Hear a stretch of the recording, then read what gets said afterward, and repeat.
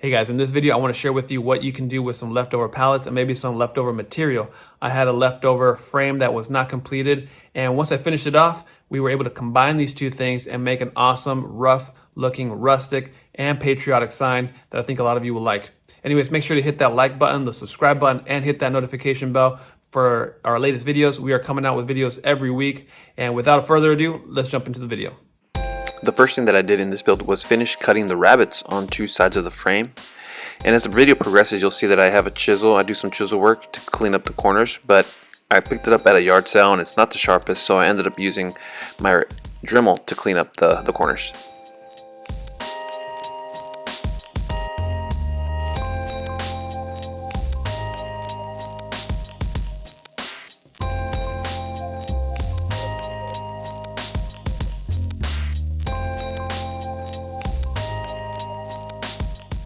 Next, I rounded up some pallets and started taking them apart using my circular saw to cut the ends.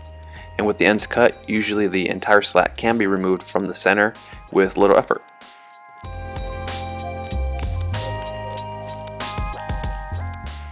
After removing the slats, I brought everything inside of the garage and used a hammer to remove any nails left behind.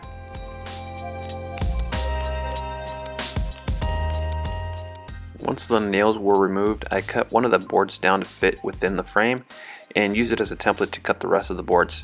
I then laid out the boards to see which ones I liked and how I wanted to organize the boards, and once I had them all cut, I sanded them down with 60 grit sandpaper and then finished them off with a 220 sanding block.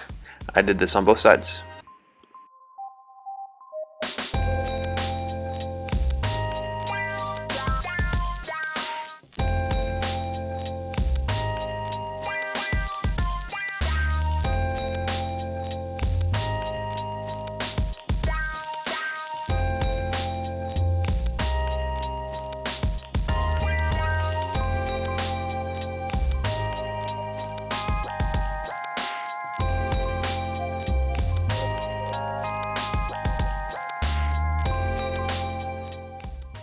Once sanded, I torched the boards, and I went slow because I really wanted a dark background, so I had to torch this very heavily.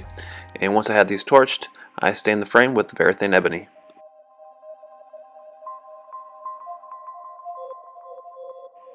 After letting the stain dry, I put the slats into the frame and started gluing them into the frame. And I tried using brad nails to nail the boards through the actual boards into the frame.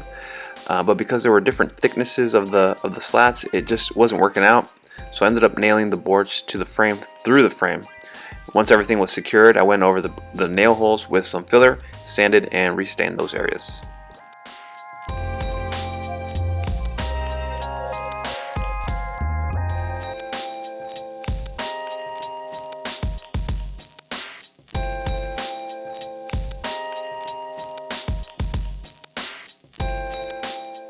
Once the frame was done, I let everything dry and then put a coat of poly on it and used my Silhouette Cameo next to cut out a vinyl flag template and also use that to make the quote. And if you're interested in how I did that, let me know in the comments. I have the video, I just didn't want to make this one too long. Once I had the template onto the sign, I then painted it with just black acrylic paint. I was careful, but not too careful because I purposely wanted it to look messy. Once all painted, I removed the vinyl and was left with a nice flag. And it was actually a little bit too nice. I ended up taking some 60 grit sandpaper and roughing up the flag to make it a little bit more worn.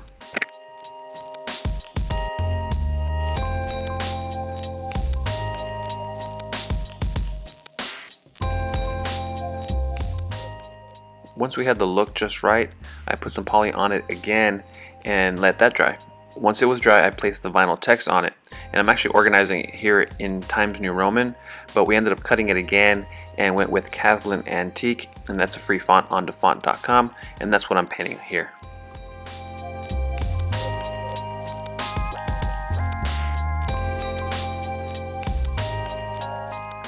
After I let the paint dry, I removed the vinyl, and there was some bleeding on the text, so I just used a weeding tool to clean that up.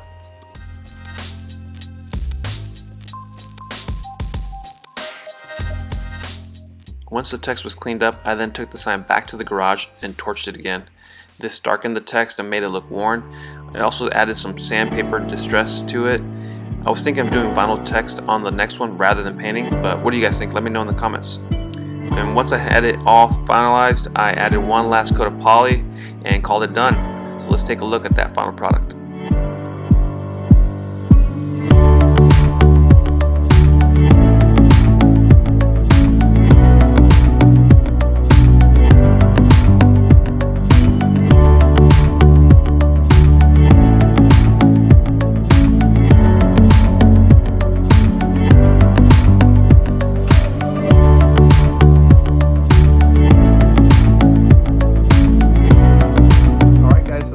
That video and that build. I hope you guys enjoyed it. Make sure again to hit the like, the subscribe, and the notification bell for more builds like this. Thank you guys, and we'll see you in the next one.